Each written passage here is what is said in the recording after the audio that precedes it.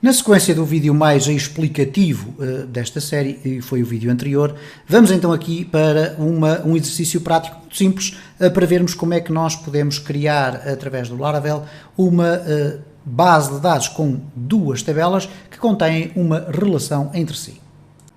Uma vez que o vídeo anterior foi relativamente extenso, eu vou aqui tentar acelerar um bocadinho as coisas e explicar como é que nós na prática podemos criar uma relação entre duas tabelas. Então, o que se passa é o seguinte: na área da documentação do site do Laravel, onde nós vamos encontrar informação sobre este mecanismo, é dentro do espaço Database e especificamente dentro das Migrations. Neste espaço das Migrations nós vamos encontrar aqui ao fundo, na zona do Indexes, vamos encontrar Foreign Key Constraints. E é exatamente sobre esta matéria que nós vamos criar então as relações entre as duas tabelas. O que é que significam então estas Foreign Keys?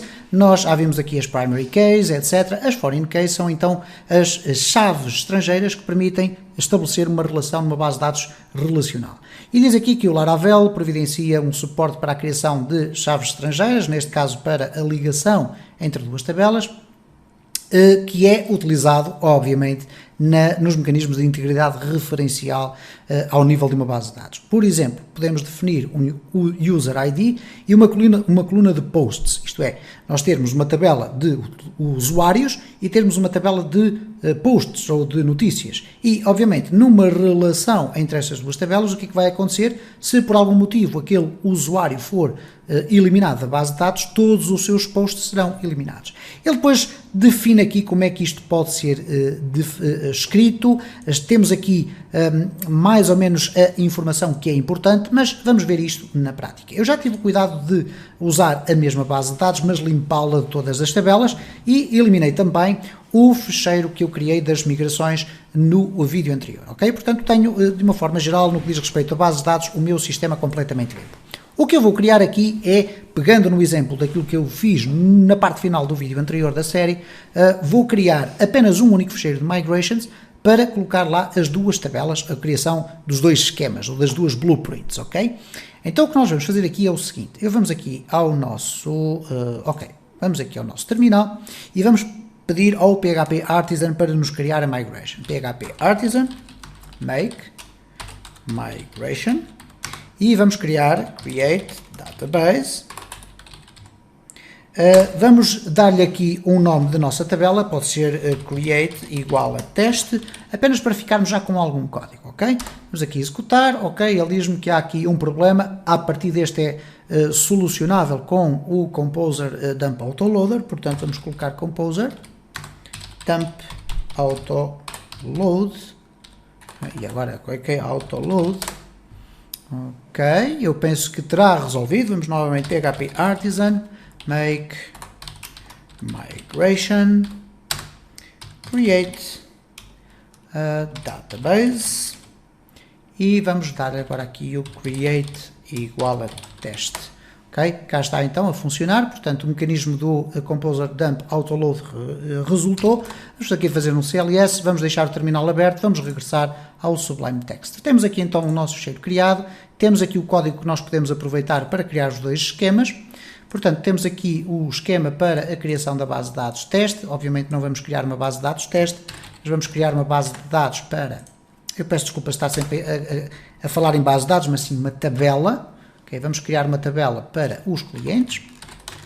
Então vamos colocar aqui, se eu cliquei, foi aqui em teclas a mais. Ok, vamos colocar aqui, este será a tabela de clientes, e depois vamos ter aqui em baixo a tabela das vendas. E ela vai servir única e exclusivamente para nós vermos então o que é que acontece depois no ADSKL, ok? Vamos colocar aqui vendas, então vamos colocar aqui clientes, aqui clientes, certo? O que nós iríamos ter então aqui, um ID cliente, obviamente, a chave primária desta tabela. Iríamos ter qualquer coisa, por exemplo, table nome. Portanto, vamos ter aqui uma string nome. Vamos ter, por exemplo, um endereço de e-mail e vamos deixar ficar os timestamps, ok? Portanto, o created at e o updated at. Tudo certo. Depois, na questão das vendas, nós vamos ter aqui, obviamente, o nome da tabela vendas.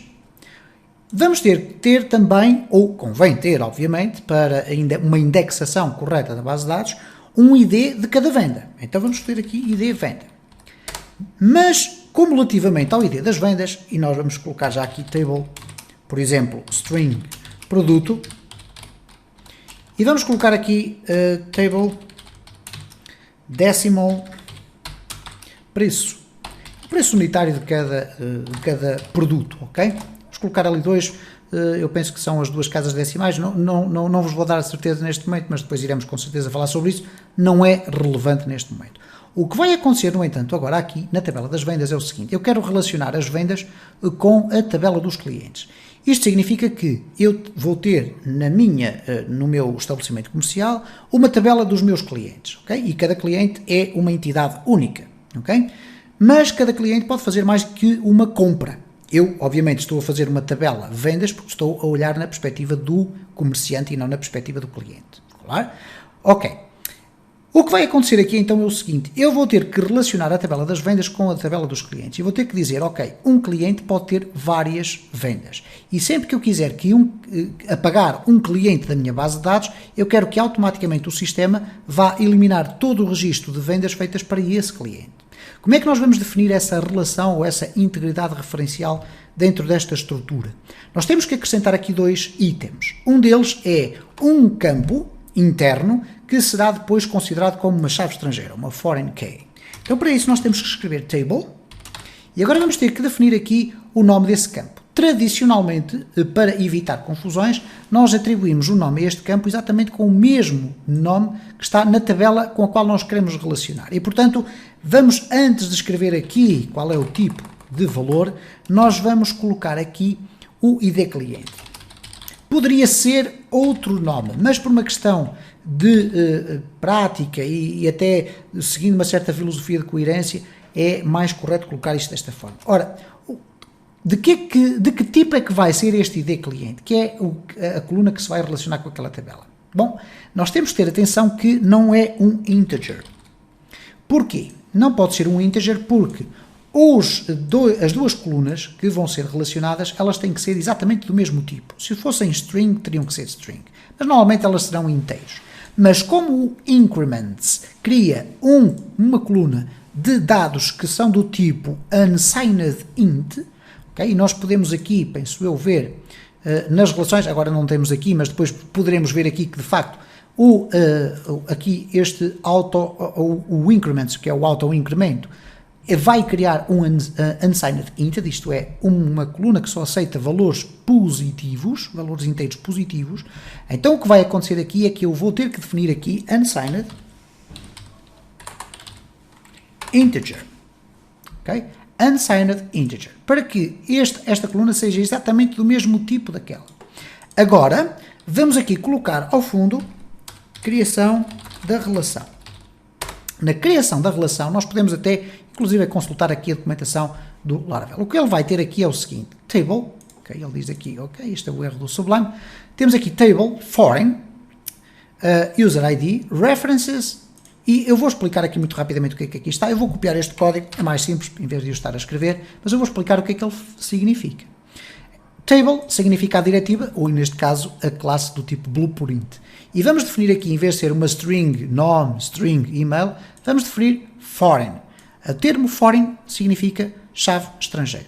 Depois vamos dar um nome, ok? Um nome a esta identificação.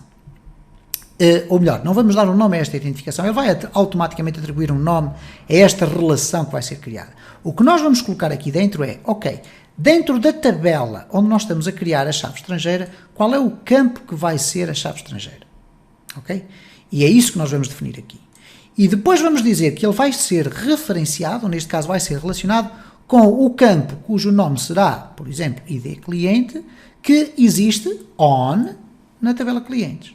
E depois temos aqui uma outra diretiva que eu também já vou explicar. Ora, o que nós vamos fazer é muito simples. Eu vou copiar aqui o código para ser mais rápido. Vamos colocá-lo aqui. Obviamente que este que nós aqui temos pode ser escrito desta forma. Apenas foi escrito ali em linhas diferentes para um entendimento mais fácil. Mas então temos aqui o seguinte. Foreign, qual é a chave estrangeira que nós queremos criar? É esta ID cliente. Ela vai criar uma referência com que tabela? Ou melhor, com que campo? Com ID cliente, mas desta tabela que ali está.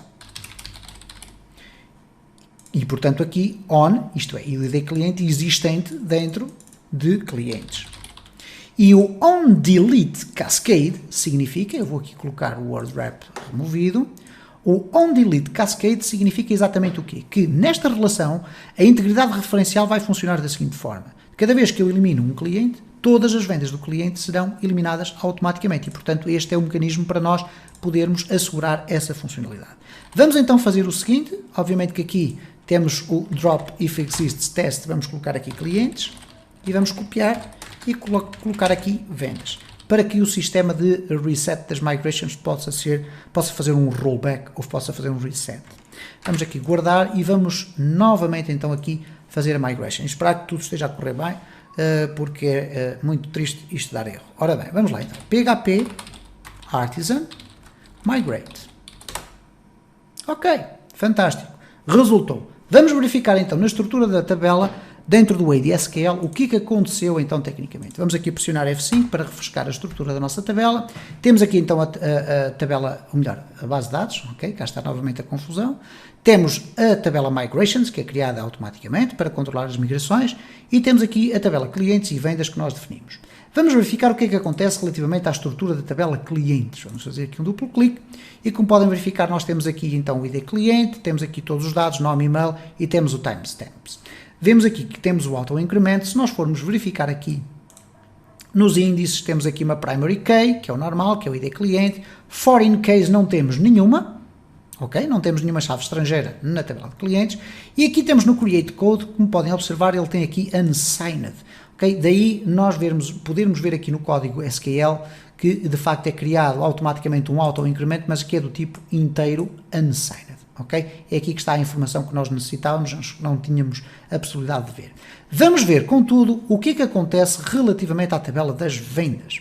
Na tabela das vendas, nós vamos verificar aqui que ela tem aqui o ID venda, tem o ID cliente, que também é do mesmo tipo, ok? Nós vamos poder ver aqui no Create Code que temos aqui o ID cliente, também é int unsigned, e não é nulo, não pode ser nulo, ok? Vamos, no entanto, ver aqui o que é que acontece. Nos índices nós temos uma chave primária, que é o ID venda, e temos uma chave estrangeira que está assinalada aqui a verde, que é o vendas ID cliente foreign. Ele automaticamente atribui-lhe o nome, ok? O que vai acontecer aqui, ele mostra-nos aqui algumas informações sobre isto, mas se nós formos aqui a foreign case, ele vai se dedicar aqui exatamente com informação muito precisa sobre esta relação. Ele estabelece que há uma relação entre a coluna ID cliente e que faz referência à tabela clientes. Neste caso, esta coluna ID cliente diz respeito à tabela clientes e o foreign columns é o ID cliente, ok? E neste caso depois temos também as duas constraints, neste caso aquilo que acontece quando existe uma alteração na tabela dos clientes, e neste caso temos aqui para o onDelete Cascade. Cascade significa, ok, eliminou-se um cliente, apaga todas as vendas dele, ok? E esse é então um mecanismo básico para a criação de uma estrutura de tabelas relacionais, que está aqui explicada. Obviamente nós poderíamos criar uma migration individual para cada uma das tabelas e eventualmente será a forma mais correta, porque sempre que tivermos que fazer uma alteração, podemos fazer uma alteração pontual em cada uma das tabelas e não ter que fazer resets e rollbacks, etc. Mas, de qualquer das formas, para o propósito de fazermos aqui algumas experiências, eu penso que é suficiente fazermos desta forma. Se gostou deste vídeo, deixe o seu like. Deixe o seu comentário ou sugestão, que serão sempre objeto de resposta. Se entende que o conteúdo do canal é interessante, partilhe nas redes sociais para que o canal possa crescer.